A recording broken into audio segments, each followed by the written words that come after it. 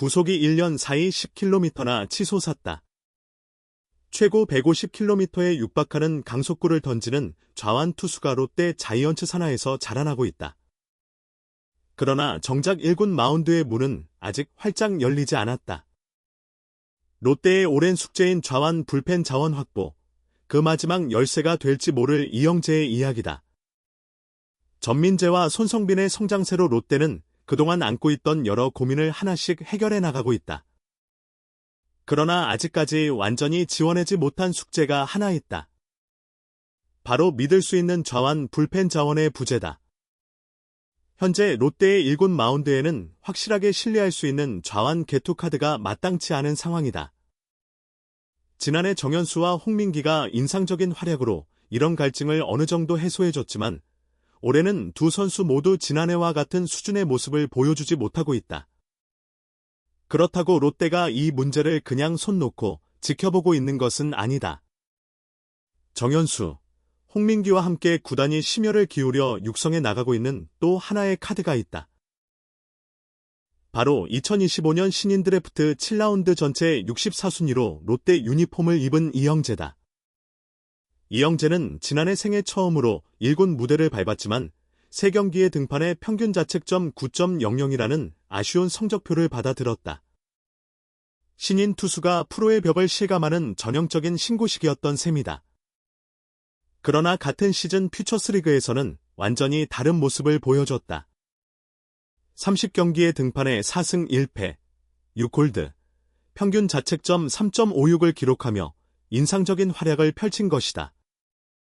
1군과 2군에서의 성적 차이가 컸던 만큼 이는 그가 가진 재능이 아직 다듬어지지 않은 원석 상태라는 것을 보여주는 지표이기도 했다. 이런 잠재력을 인정받아 이영재는 올해 1군의 대만 타이난 1차 스프링 캠프 명단에도 이름을 올리며 불펜에 한자리를 놓고 본격적인 경쟁에 나설 수 있었다. 신인 시즌을 마치고 곧바로 코칭 스태프의 눈에 든 자원으로 분류됐다는 것은 그만큼 그의 성장 가능성을 구단이 높게 평가하고 있다는 방증이었다. 이영재의 가장 눈에 띄는 변화는 단연 구속이다.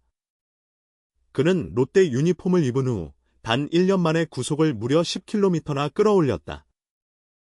이는 홍민기와 함께 빠른 볼로 상대 타자를 윽박지를 수 있는 파워형 자완 불펜 자원으로 거듭났다는 것을 의미한다.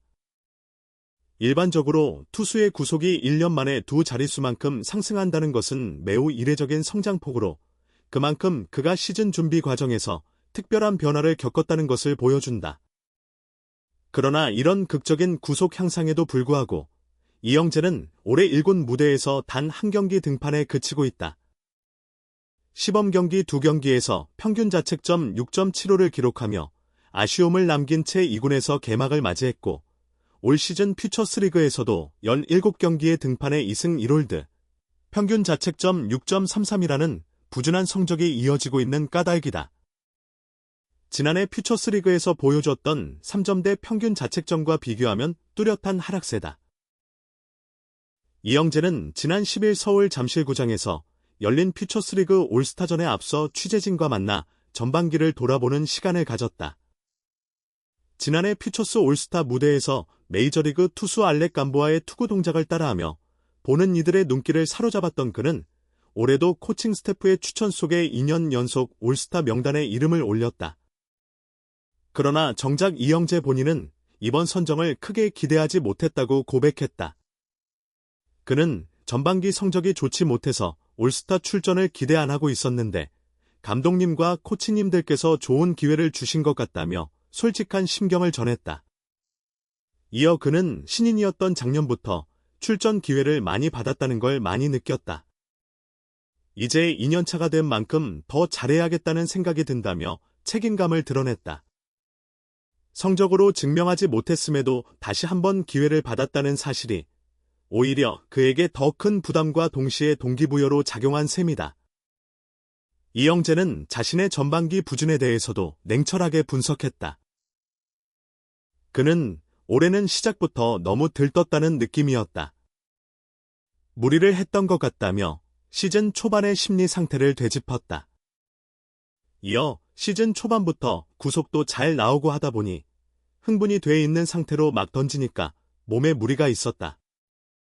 아무래도 힘도 더 들어갔다고 설명했다. 그는 이런 과열된 초반 페이스가 결국 시즌 중반 이후 부진으로 이어졌다고 진단했다. 페이스를 너무 빨리 올렸던 것도 있었고 시즌이 시작되니 페이스가 살짝 떨어지더라 하며 아쉬움을 전한 그는 전반기는 잘 버텼다고 표현하는 것이 맞다고 생각한다. 며 스스로의 시즌을 담담하게 요약했다. 화려한 구속 상승이라는 성과 이면에 그 변화를 온전히 자신의 것으로 소화하지 못한 채 시즌을 치러야 했던 어려움이 고스란히 묻어나는 대목이다. 데뷔 첫 시즌이었던 지난해와 비교해 구속이 크게 증가했다는 것은 분명한 강점이다. 그러나 아이러니컬하게도 이는 이영재가 올해 2군에서조차 어려움을 겪고 있는 근본적인 원인이기도 했다. 그는 자신의 문제를 정확하게 진단하고 있었다. 지금 부족한 점은 확실하다. 변화구다. 변화구를 아예 못 던지는 것은 아니다. 작년에는 슬라이더, 커브, 체인지업을 던졌다며 지난해까지의 구종 구성을 소개했다. 그러나 문제는 그 다음이었다. 그런데 스피드가 빨라지면서 변화구가 아예 안 되더라. 타이밍도 안 맞고 체인지업은 떨어져야 하는데 직구처럼 쭉쭉 날아가고 라며 구체적인 증상을 설명했다. 그는 이런 현상의 원인도 스스로 분석해냈다. 그래서 지금은 그 부분에 맞춰서 훈련을 하고 있다. 직구가 150km가 넘어가면서 팔 스피드도 빨라졌다.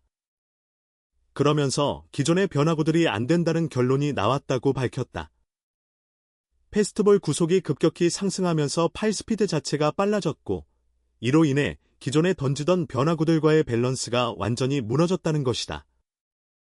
강속구라는 무기를 얻은 대신 그동안 쌓아왔던 변화구 감각을 처음부터 다시 조율해야 하는 상황에 놓인 셈이다. 이런 문제를 해결하기 위해 이영재는 현재 새로운 변화구 장착에 구슬땀을 흘리고 있다. 그는 힘과 스피드가 붙었는데 이전의 변화구들과 조화가 안 맞는 것 같다. 그래서 지금은 체인지업을 던지다가 너무 안 돼서 스플리터를 연습하고 있다고 밝혔다. 기존 레퍼터리에 집착하기보다 달라진 자신의 신체 조건에 맞는 새로운 구종을 찾아 나선 것이다. 구속 상승의 배경에 대해서도 그는 솔직하게 답했다. 구속이 1년 사이에 10km가 빨라졌다. 특별한 것을 했다기보다는 구단의 훈련 프로그램을 따라가고 하다 보니 구속이 오르게 됐다고 설명했다. 개인적인 비법이 있었다기보다 구단이 체계적으로 마련한 훈련 시스템을 성실히 소화한 결과가 이런 극적인 변화로 이어졌다는 뜻이다. 제대로 된 변화구만 장착된다면 150km가 넘는 패스트볼을 뿌리는 이영재는 1군 마운드에서도 충분히 위력을 발휘할 수 있는 자원이다.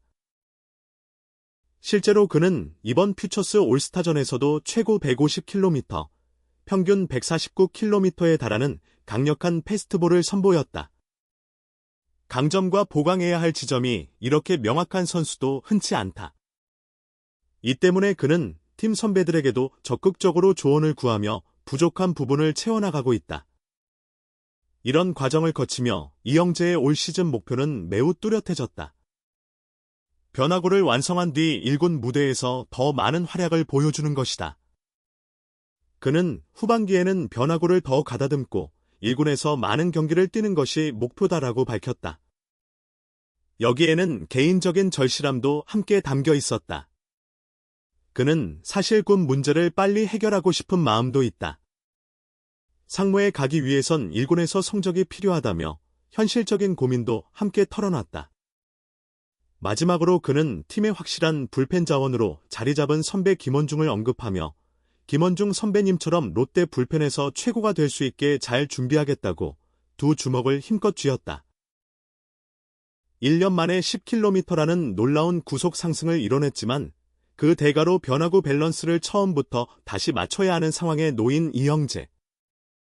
강속구라는 확실한 무기와 아직 완성되지 않은 변화구라는 숙제를 동시에 안고 있는 이 좌완 유망주가 후반기에는 어떤 성장을 보여줄지, 그리고 롯데의 오랜 좌완 불펜 고민을 언제쯤 해결해 줄 수 있을지 팬들의 관심이 모아진다.